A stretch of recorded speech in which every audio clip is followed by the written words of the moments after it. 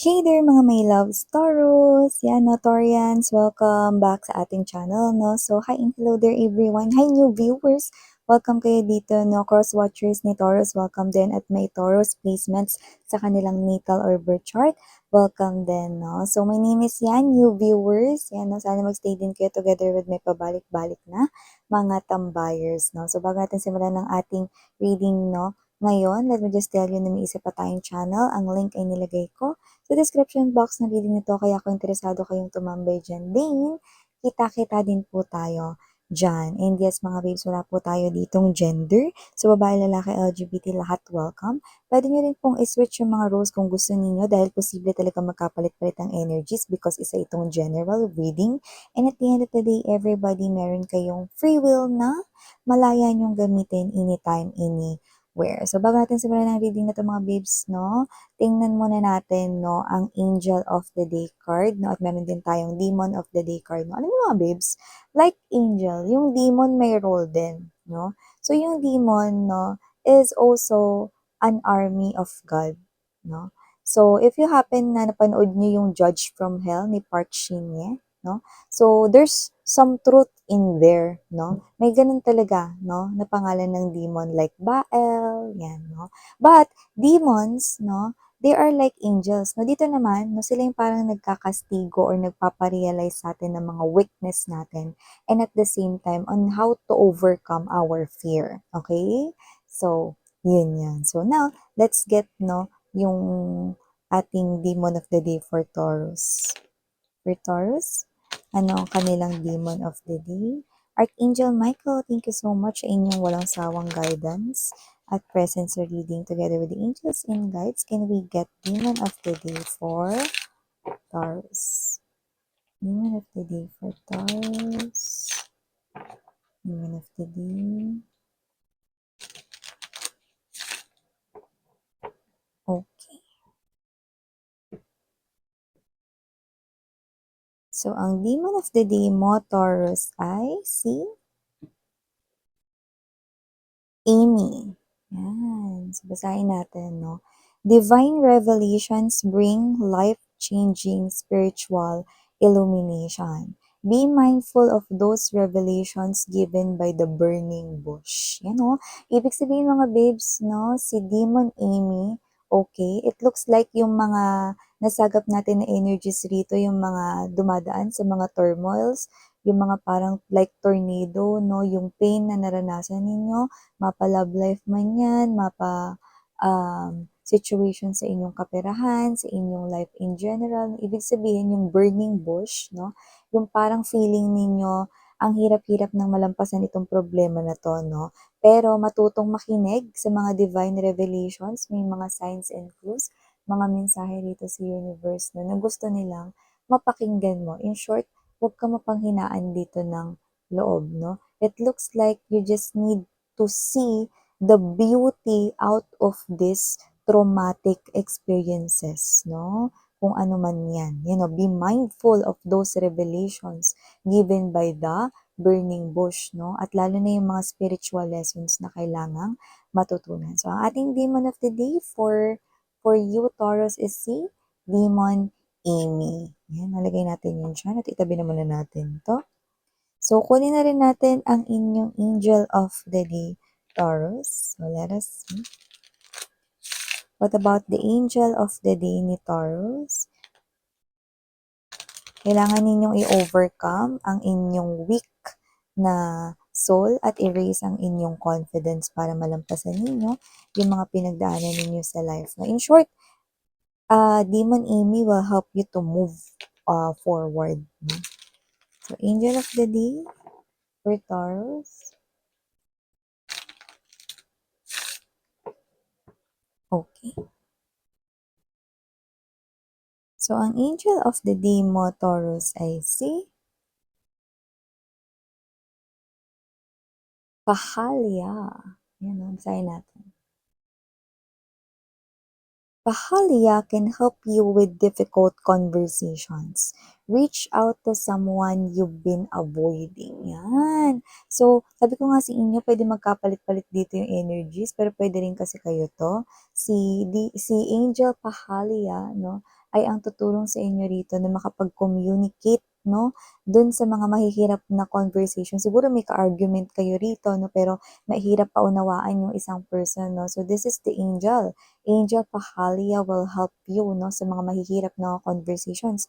Whether that's sa inyong boss, sa inyong work, baka may situations dyan kung saan possible na um, involved kayo, no, or baka family issues ito, no, hindi lahat kasi naiintindihan, no, yung ating way of speaking or yung language natin, no, every time na nag-explain tayo, no. So, I think Angel Pahalia will help you to reach out to someone, no, na posibleng iniiwasan ninyo kasi mag-aaway, magka-clash na naman kayo, or may issues sa inyong dalawa, no. So, this is the angel of like hindi naman forgiveness, no, pero pagkakaayos. Understanding din at the same time. Yan, lalo na pag may mga difficult na mga kausap. Dami niyan. Mga magulo kausap. Yung inexplain mo na, pero yung explanation niya pa rin sa isip niya yung pinakinggan niya, di ba? Ang gulo lalo, di ba? Kaya importante talagang nakikinig eh. Yan. So, yan ang ating angel and demon of the day. So, alamin na natin ang iba pang mga mensahe para sa iyo, Taurus.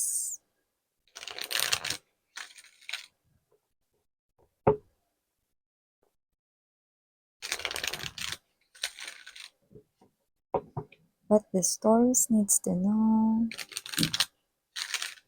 Can you please show?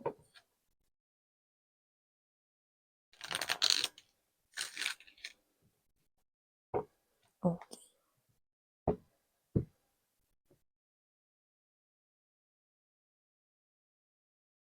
Taurus, you have here the full card energy. You also have here, sweetheart, the Five of Swords energy. Yeah, there's definitely argument right here. You also have here the Knight of Wands, no? May mga energy kasi talagang di nagpapatalo. Yan yung mga mahal, no? Yung Five of Swords energy, tumabi pa sa Knight of Wands. Yan yun. Maaring may family issues dito. Okay? Queen of Wands energy, Three of Coins, King of Cups. Okay.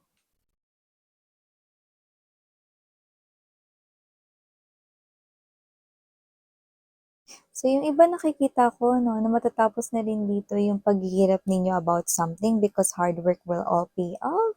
That right here means new beginning, the sun is rising sa east. So, ibig sabihin, no, matatapos na dito yung parang ginagawa ninyong puspusan na mahaba-haba or matagal na ninyo talagang pinagtatrabahuhan, ano man yan, magbubunga na yan at marireceive mo, like pipitasin mo na yung bunga niyan, iha-harvest mo na yan. So, yung iba pera yan, pinag-uusapan natin with the pentacles right here. Yung iba naman, maaring ito yung klase ng energy na pagtitiis mo to be apart from your loved one, pwedeng may uuwi na rito, tapos na yung kanyang work contract from other country, example lang yun.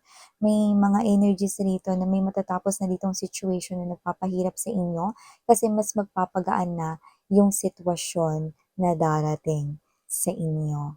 Taurus. Wow! So that right here means new beginning and rebirth, no? And okay, being confirmed na rin with the full card energy. 'Di ba? There's new beginning right here. The sun is already behind you.